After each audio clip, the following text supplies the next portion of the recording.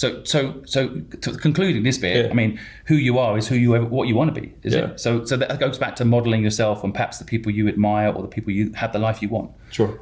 and then go learn what they know. And do what they do. And I think that's, and I'll actually give a one that I think is helpful for a lot of people is like, it's making sure that we're doing the things that they did at that stage. And so, if you want to become a billionaire, it doesn't mean go fly on private jets because billionaires fly on private jets. If you want to become tall, it doesn't mean you go play basketball.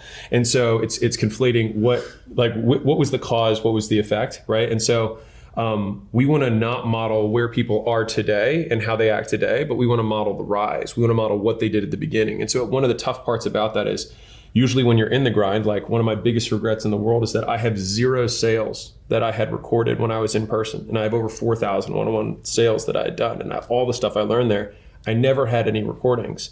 And so it's like, because I didn't think, I'm going to later someday in the future have a YouTube channel and I'm going to be teaching this stuff. I was like just trying to sell memberships. Yeah, fair. You know what I mean? And so I say that because I try and remember to the best of my ability. And I do that through teaching, our teams and whatnot, like, hey, do this and do this. And so we do our best to remind everyone who's coming up, like, this is what I was doing. Don't look at what I'm doing now. Look at what I was doing then. I think, the doing things so powerful because that's how also you remember.